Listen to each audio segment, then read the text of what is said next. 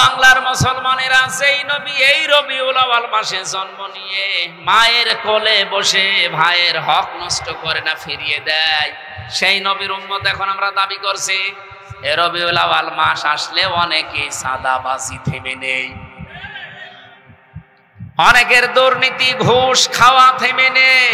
কিসের রবিউল আউয়াল পালন করেন আপনি? মিলাদ দেন। বহু মানুষকে আমি কুষ্টিয়ার কথা বলছি, আমি নাম নিলাম না, কুষ্টিয়াতে শুনেছি চাঁদার টাকা আদায় করে এনে মিলাদ দেয়। হ্যাঁ, আমি নাম নিলেও নিতে পারতাম। কুষ্টিয়া ওই যে চাউলের কাজ কারবার বেশি হয়, কুষ্টিয়া থেকে পোড়াদা পর্যন্ত যে বিশাল মার্কেট, বাংলাদেশের দ্বিতীয় মার্কেট বলা হয় এটা। এখানে অনেকেই দেখি, শুনছি, দেখছি তারা সাদাবাজি করে আমাদের মতো হুজুরকে দিয়ে মিলাদ পড়াচ্ছে। এই রবিউল আউয়ালে পড়াবে টাকা কিসে? সাদা কি দিচ্ছে? মিলাদে আপনি কি বলবেন? মিলাদ মানে বিলাদ, বিলাদ মানে জন্ম বৃত্তান্ত। নবীর জন্ম বৃত্তান্ত থেকে তো প্রথমে এই শিক্ষা আপনাকে নেওয়া লাগবে যে নবীজি ভাইয়ের হক ফিরিয়ে দিতেন, আর আপনি ভাইয়ের হক আরো নষ্ট করছেন, মেরে খাচ্ছেন, আবার মিলাদ দিচ্ছেন তার নামে। আশা করছে আপনি থামবেন, এটা আপনার কানেও যাবে, ডাইরেক্ট না গেলেও ইনডাইরেক্ট আপনার কানে যাবে, আপনি থামবেন। দিন আগে বাংলাদেশ জামাত ইসলামী কর্তৃক আয়োজিত এই যে কুষ্টিয়াতে হরিনারায়ণপুর ইউনিয়নে একটা সমাবেশ ছিল, আমাকে মেহমান করে নিয়ে যাওয়ার পরে আমি বলেছিলাম আগামীতে বাংলাদেশে যে নির্বাচন আসতেছে, যে ভোট আসতেছে, একটা হচ্ছে ইসলামের পক্ষে, একটা শয়তানের পক্ষে। এ কথার ভেতরে ভুল আছে, কারণ আল্লাহর আইনের পক্ষে আমরা অনেকেই এখন ইসলামী দল যারা সব এখন ভোটের বাক্স একটা দেওয়ার সিদ্ধান্ত নিয়েছি। এর বাইরে যারা আল্লাহর আইন বাদ দিয়ে অন্য আইন কায়েম করতে চান, আমি নাম নিলাম না তাদেরকে কোরআনে কারিমে শয়তানি বলা হয়েছে। নাকি আমি নিজে বানালাম? আল্লামা শহীদ দেলাওয়ার হোসাইন সাইদি রহমতুল্লাহ আলাইহি, উনি কি মরে গেছে না শহীদ হয়েছে? বলেন বলেন। আল্লামা সাইদি তুমি মরনি, শহীদ হয়েছ তুমি এটাই জানি। বলেন বলেন। আল্লামা সাইদি তুমি মরনি, শহীদ হয়েছ তুমি এটাই জানি। কাবা শরীফের পাশে এই যে এই গজলটা যে বানিয়েছিল তাশরিফ, এই ছেলেটা ছিল আমার সাথে, আমার ছোট মেয়েকে কোলে নিয়ে ওই কাবার পাশে বসে বসে বলছিল। আমার মনে হচ্ছে যে কাবা শরীফে যে সাইদি সাহেব একবার ঢুকেছিলেন, মনে হচ্ছে উনি ঢুকতেছে। কারণ শহীদ যারা হয় আমরা সবাই বিশ্বাস করি এরা মরে। আরো জোরে বলেন। আল্লাহ রাব্বুল আলামিন বলেন আল্লাযীনা আমানু ওয়া লাম ইয়ালবিসু ঈমানাহুম বিযুলমিন উলাইকা লাহুমুল আমন। ভালো করে শুনবেন। আল্লাহ বলেন আমি নিরাপত্তা দেই, আমার পক্ষ থেকে যদি কেউ নিরাপত্তা পেতে চায় দুইটা গুণ অর্জন করা লাগবে, ঈমান আনা লাগবে, আর শিরিক আর জুলুম মুক্ত জীবন গঠন করা লাগবে। এখানে জুলুম মানে শিরিক। আমি এই আয়াতটা মিলিয়েছিলাম সূরা আলে ইমরানের সাথে।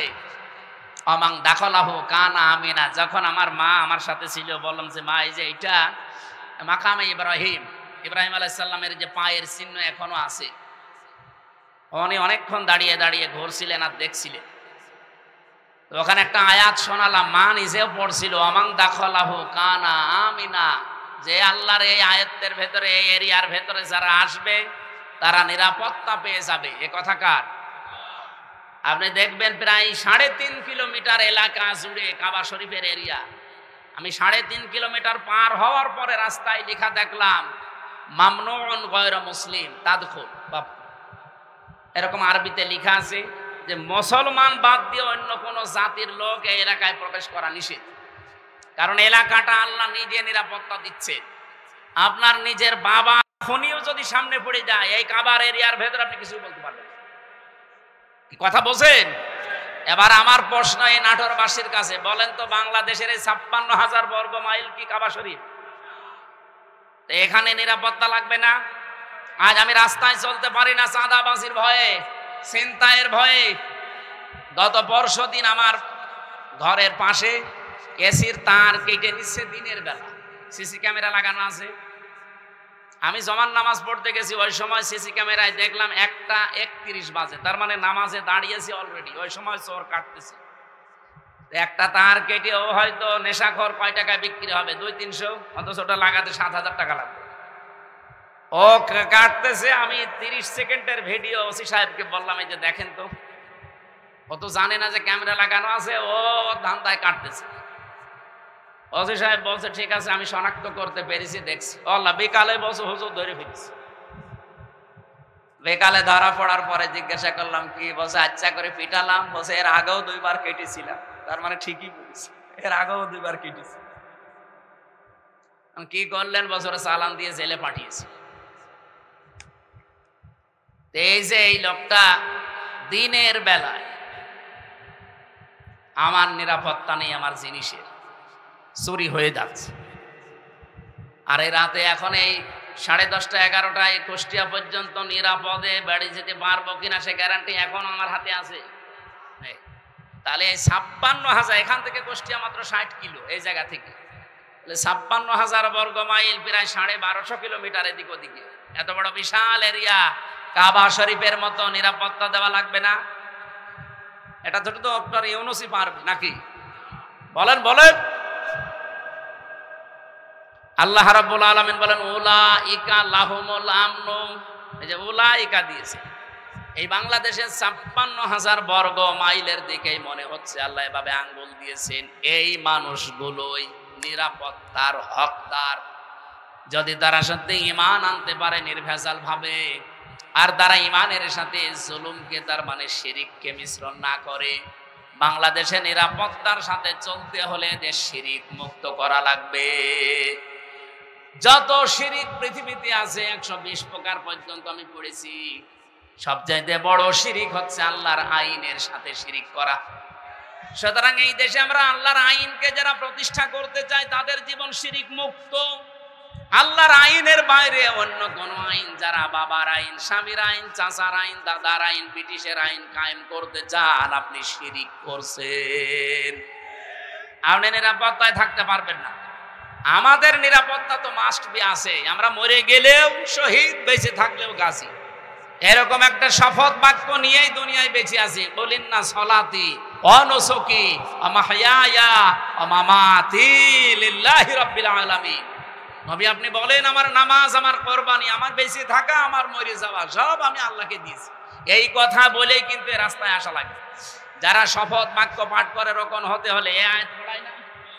যারা পড়িয়েছে আপনি জিজ্ঞাসা করেন, আমারে তো পড়িয়েছে, আমারে আমিরে জামাত জেলখানায় পড়িয়েছে। বলছে এখানে পড়িয়ে দিলাম, বাইরে যেয়ে নতুন করে ঝালাই করবা। এসে আমি আবার এই 7-8 মাস পড়াশোনা করে পরীক্ষা দিয়ে ঝালাই করে আমাদের কেন্দ্রীয় মেহমান মোবারক ভাই এসে আমারে বলছে বলো কলিন না সলাত, অথচ আয়াত সেই ছোটবেলা থেকে পড়ছি। তো ওই দিন পড়ার পর থেকে একটা আলাদা জিনিস আল্লাহ আমাকে দান করেছে, বলেন সুবহানাল্লাহ। আমার ভাইরা, আমি যে কথাটা তুলে আনতে চেয়েছিলাম, বাংলাদেশে এই 54 বছরে এখনো পর্যন্ত আল্লাহর বিধান একটাও চলছে না। সুতরাং আল্লাহর দৃষ্টিতে আমরা এখনো পরিপূর্ণ কামিল মুমিন হতে আপনি জোর করে দাবি করলেও হবে না। এটা তো বলা লাগবে কোরআন আর হাদিসের দৃষ্টিতে। 92টা সূরাতে আল্লাহ ডাক দিলেন না, অথচ মক্কা ঈমানদার ছিল, কিন্তু দায়িত্বে ছিল আবু জেহেল। কে ছিল? কিন্তু মদিনায় যাবার পরে আল্লাহর বিধান কায়েম করে দায়িত্বে ছিল রাসূলুল্লাহ। তাহলে বাংলাদেশেও রাসূলুল্লাহর খাঁটি উম্মত যারা আল্লাহর আইন চায়, সৎ লোকের, এই বিধানগুলো দিয়ে 500 আইন যেদিন বাংলাদেশে কায়েম হবে, সেই দিন এই দেশের মানুষ বুক ফুলিয়ে বলতে পারবে আমি ঈমানদার। তাদেরকে আল্লাহ ডাক দেবেন, ইয়া আইয়ুহাল্লাযীনা আমানু। আমার কথা মনে হয় আমি অল্প সময় হলেও বোঝাতে পেরেছি। তাহলে এই দেশে ঈমানদার হয়েও যদি এখন মারা যেতে যান পরিপূর্ণ কামেল মুমিন ঈমানদার, তাহলে এই দেশে ইসলাম কায়েমের আন্দোলন করা নফল না ফরজ? আরো জোরে বলেন। সবাইকে আল্লাহ আমার এই কথা শোনার পরে নিয়ে আসবে, বিষয়টা এমন না। সূরা শুরার শেষের দিকে আছে 13 নম্বর আয়াত। আল্লাহ পাক বলেন আনা কিমুদ্দিন ওয়ালা তাতাফাররাকু ফি, দিন কায়েম করো, এ বিষয়ে কোনো মত পার্থক্য, ফতোয়াবাজি, মতবিরোধ করবা না। নবী আপনি এ কথা বললেই সবাই দলে দলে আসবে তা না। কাবুর আলাল মুশরিকিনা মা তাদউহুম ইলাই। আপনি যেদিকে মানুষকে ডাকেন দিন কায়েম করার জন্য, সবচাইতে বেশি খারাপ লাগবে কথাটা শুনলে মুশরিকদের। আমি কি বানিয়ে বললাম? কাবুর আলাল মুশরিকিনা মা তাদউহুম ইলাই। নবী যেদিকে ডাকেন মানুষকে যে দিন কায়েম করা লাগবে, এটা ফরজ, সব নবী করেছে, সবাই আসবে না। মুশরিকদের কাছে সবচাইতে বেশি খারাপ লাগবে। তা আমরা দিন কায়েমের কথা বললে আপনি ট্যাগ দেন কোন কারণে? আপনি কি মুশরিক? আপনি মুশরিক না, আপনি আসতেও চান না কেন? সে কথাও আল্লাহ পরে শেষের দিকে দিয়েছে। আল্লাহু ইয়াজতাবি ইলাইহি মাইয়াশা ওয়া ইয়াহদি ইলাইহি মাইয়ুনিব। আল্লাহ যাকে ভালোবাসে, পছন্দ করে, শুধুমাত্র তাকেই দিন কায়েমের জন্য মনোনীত করে। ওয়া ইয়াহদি ইলাইহি মাইয়ুনিব, এবং যে মন থেকে আল্লাহর দিকে ফিরে আসতে চায়। সুতরাং বাংলাদেশে এই 18 কোটি মানুষের ভেতরে গত পরশু দিনের একটা জরিপ বলছি, এখন প্রায় 7 কোটি 20 লাখ মানুষ অন্তত ডাইরেক্ট ইনডাইরেক্ট ভাবে দিন কায়েম হোক এটা চাচ্ছে। 18 কোটির ভেতরে 7 কোটি 20 লাখ। আমি আশা করছি আর 1 বছর যেতে দেন, যদি ডবলও হয়ে যায় তাও কত কোটি হবে? 14 কোটি, 40 লাখ। বাকি যারা আছে কিয়ামতের আগেও আর আপনাদের আশা স্বপ্ন পূরণ হবে না। এই জন্যই ফজর মতো, হাবিবের মতো, হারুন ভাইয়ের মতো মানুষকে লাগিয়ে দিয়েছে। এরা এই 15.5 বছরে কোনোদিন এদের মুখে রাজাকার রাজাকার শুনি না, আল বদর মৌলবাদী শুনি নাই। হঠাৎ করে এদেরকে লাগিয়েছে এই কারণে, কারণ আমি নিজে তাদের সাথে দেখেছি, তো তারাই গোপন কথা আমারে বলে দিয়েছে। 3 বছর ছিলাম একাধার, তাদের বহু গোপন কথা আমি জানি। এতদিন বলে না, এখন হঠাৎ করে এই ভাঙা বাইক বাঁচিয়ে বাংলার মানুষকে বিভ্রান্ত করতে চাচ্ছে। তারা ভালোভাবে জানে যে যেভাবে আসতেছে মানুষ ইসলামের দিকে, একামতে দিনের দিকে, এভাবে যদি ঝুঁকতে থাকে, আর একবার যদি 300 এমপির ভেতরে 151 জন আল্লামা সাইদি সাহেবের মতো, মাওলানা নিজামের মতো, আলী হাসান মোহাম্মদ মুজাহিদের মতো মানুষ মাত্র 151 জন এবার চলে যেতে পারে, ওরা 5 বছর লাগবে না, 1 বছরে যা করেছে, আর ক্ষমতা হাতে পেলে 2 বছরে ওরা যা করবে কিয়ামত পর্যন্ত আমরা চেয়ারের মুখ দেখতে পারব। এইটাই বাস্তবতা। আমি একেবারে কাছে থেকে এই কথাগুলো শুনেছি, এটা ডেলিভারি দিয়ে দিলাম, আপনারা প্রচার করেন যা। সুতরাং ফজর মুখে এবং হাবিব ভাইয়ের মুখে চুনকালি পড়ল। আজকে কয় তারিখ? 25। আর মাত্র 5 দিন পর একটা অনুষ্ঠান আছে আমার, এটা মোলাডুলি, পাশে মোলাডুলের পাশে ঈশ্বরদী থানার ভেতরে। আল্লাহর ওলিরা না এটা বন্ধ করে দেবে, বলেন সুবহানাল্লাহ। আরে ভাই, এতদিন মসজিদের মেম্বারে দাঁড়িয়ে এই কথাগুলো বললে আপনারা বলতেন যে বিশাল সাহসী হুজুর, অথচ খালি সময়ের পরিবর্তে এই কথাগুলো এখন বললে আপনি বলেন যে মসজিদ কি রাজনীতি করার জায়গা? কি আশ্চর্য গো! মসজিদে যদি রাজনৈতিক কথা বলা না যায়, তো মসজিদে কি করবে? আপনি মসজিদে নববীতে যান, এখনো মেহরাবটা আছে, ওখানে উপরে আজান দেয়, নিচে অস্ত্র রাখার জায়গা। মেহরাব মানে কি? অস্ত্রাগার, যেখানে অস্ত্র রেখে দেয়, ইমাম সাহেব তার উপরে দাঁড়ায়, খুতবা দেয়, জাতিকে সতর্ক করে। আর সেই মসজিদে এখন চাঁদাবাজদের বিরুদ্ধে, চরিত্রহীনদের বিরুদ্ধে কথা বলতে গেলে বলে মসজিদ কি রাজনীতি করার জায়গা? রাজনীতি কোথায় করবো? ঝড়ে জঙ্গলে। সম্মানিত উপস্থিতি, আমি মক্কা এবং মদিনায় সূরা নাযিল হওয়ার প্রেক্ষাপটে যতটুকু বুঝেছিলাম ডক্টর নোমান আলী খান হাফিজাহুল্লাহর বক্তব্য থেকে আমি ডেলিভারি দিয়েছি। আশা করছি আপনি বুঝেছেন। এবার আপনার বিবেকের বিষয়, এদেশে সত্যি সত্যি ইমানদার পরিপূর্ণ যদি আল্লাহর দৃষ্টিতে হতে চান, রাষ্ট্রীয়ভাবে ইসলাম কায়েম করার জন্য সর্বাত্মকভাবে চেষ্টা করা লাগবে। আর সবাইকে আল্লাহ নিয়েও আসবে না, আল্লাহ যাকে পছন্দ করে এবং যে মন থেকে আসতে চায় তাকে দিয়ে আল্লাহ এই কাজ করাবে। সুতরাং এই 7 কোটি 20 লাখ মানুষকে আমার মনে হয় আল্লাহ পছন্দ করে ফেলেছে। বাকি যাদেরকে এখনো পছন্দ করেনি তারা লাইনে থাকেন, সিরিয়াল করেন, একটা একটা করে আসেন। কথা বুঝতেছেন? এবার আসেন তো সূরা মায়েদার এই আনআমের 50 নম্বর আয়াতটা আমরা পড়েছি। নবীকে নিয়ে যে কথাগুলো এই মাস আসলে এখন বলা হবে, নবী গায়েব জানে, বিভিন্ন জিনিসের কথা তার উপর চাপিয়ে দেওয়া হয়, সেইটাই আল্লাহ জানিয়েছেন। হে নবী আপনি বলেন, আল্লাহ আকুলু লাকুম ইনদি খাযাইনুল্লাহ, যে বলেন আমার কাছে আল্লাহর ধন ভান্ডার নেই। ওয়ালা আলামুল গায়বা, আমি গায়েব জানি না। ওয়ালা আকুলু লাকুম ইন্নী মালাক, আর আমি দাবি করি না যে আমি ফেরেশতা। ইন আত্তাবিউ ইল্লা মা ইউহা ইলাইয়া, আমি তো অনুসরণ করি শুধুমাত্র অতটুকুর যেটা নাজিল হয় আমার প্রতি। বল হাল ইয়াস্তাবিল আমা ওয়াল বাসীর, নবী আপনি বলেন তো যারা হক এবং যারা বাতিল, যারা চক্ষুষ্মান যারা অন্ধ, এরা কি সমান? আফালা তাতাফাক্কারুন, এরপরও চিন্তা করবা না? এবার আসেন আমরা বাস্তবতায় যাই। বাংলাদেশে যেহেতু রবিউল আউয়াল আসলেই দুইটা জিনিস সামনে চলে আসে, একটা মিলাদ আর একটা সিরাত। কি আসে? আমার 1 ঘন্টা হয়ে গেছে, শুরু করব? আরো 15-20 মিনিট বলতে চাই, থাকবে? এই যে যারা উঠে যাচ্ছে এরা কি ওইগুলো নাকি? উঠেছেন না ভাই, অন্তত 10 মিনিট সময় দেন। আমারও সে ফজরের পর থেকে আবার আরম্ভ অনুষ্ঠান, একেবারে সন্ধ্যা পর্যন্ত। এই জন্য অনুষ্ঠানগুলো এখন সব গুটিয়ে ফেলেছি, দূরের কোনো জেলায়ও যাচ্ছি না।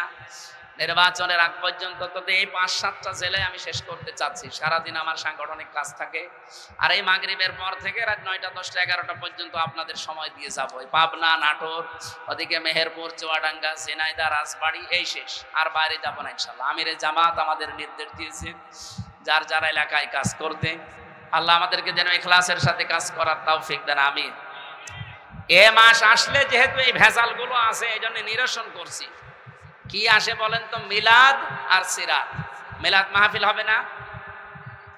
63 দিন ব্যাপী নবীর মিলাদ মাহফিল কারা যেন আয়োজন করেছে চট্টগ্রামে, 63 দিন। আর বাংলাদেশ জামাত ইসলামী চট্টগ্রামের চনতি ময়দানে আল্লামা সাঈদী যেটা করতেন, ওখানে 19 দিন ব্যাপী 19 জন আলেম প্রতিদিন যাবে। আমার 18তম দিনে দিয়েছে নবীজির রাজনৈতিক জীবন কেমন ছিল।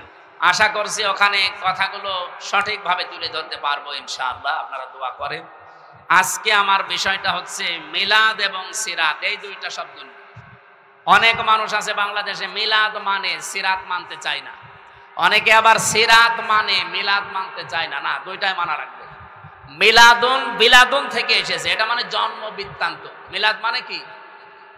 নবীজির জন্ম থেকে আপনাকে 27টা শিক্ষা নেওয়া লাগবে, শুধু জন্ম থেকে। এবার তার সিরাত আরম্ভ হয়েছিল, এই সিরাত থেকে 12টা, আর এখান থেকে 27টা। আমি একটা প্রথমে দিতে চাই, দেখেন তো আপনি নিতে পারেন কিনা। এটা সিরাত ইবনে হিশামে এসেছে।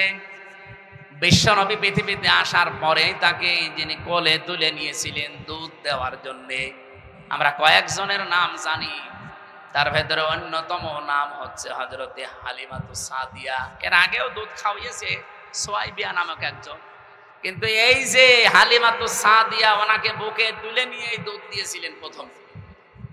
সিরাত ইবনে হিশাম যিনি লিখেছেন, উনি বলেন ডান স্তন মুখে দেওয়ার পর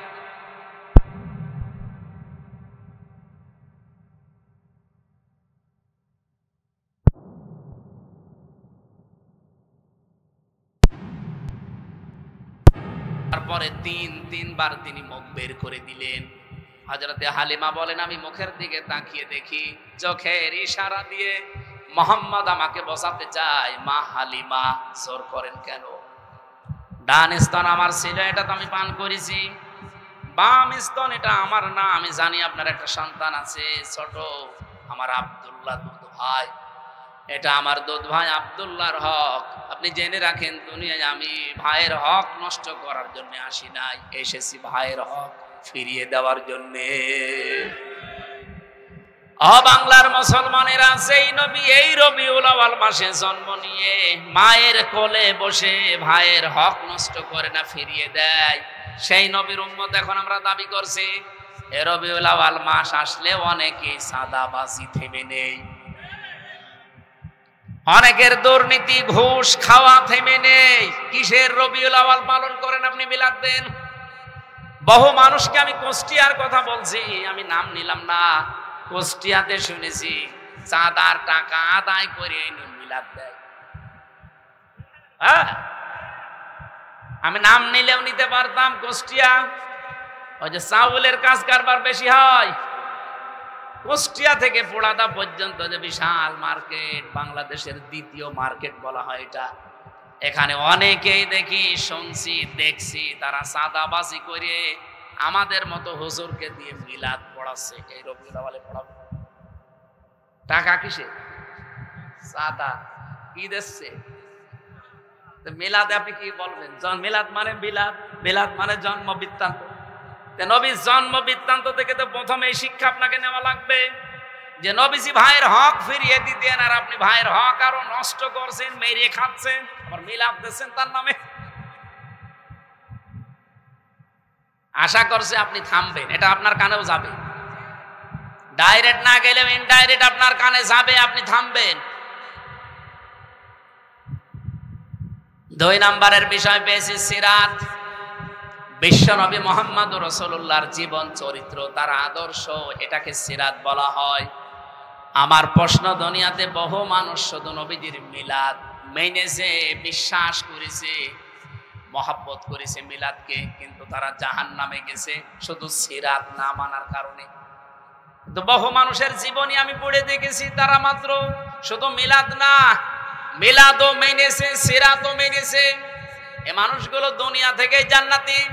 যেমন হযরতে আমির হামজা, হযরতে আব্বাস রাদিয়াল্লাহু তাআলা আনহুমা, 2 জনের কথা আপনি পড়া জীবনী পড়ে দেখবেন। তাদের পড়া জীবনী আমি পড়ে পেয়েছি, তারা মিলাদও বিশ্বাস করেছে, নবীর জন্ম, তারা সিরাতও মেনেছে। কি আমি বেশি বললাম? তারা মিলাদও মেনেছে, সিরাতও মেনেছে, 2 জনের জান্নাতি। আপনি সিস্টেম অপর পৃষ্ঠায় দেখুন, আরো 2 জন চাচা আছে নবীর আপন চাচা, আবু লাহাব আর আবু তালেব। এই 2 জন চাচা নবীর মিলাদ নিয়ে, জন্ম নিয়ে খুশি ছিল, কিন্তু নবীর আদর্শ পেয়ে তারা খুশি হয়নি। এই জন্য 2 জনই জাহান্নামী।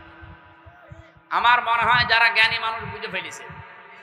সুতরাং এই রবিউল আউয়াল আসলে শুধু মিলাদ নিয়েই খুশি থাকবেন, আপনি আর কি খুশি?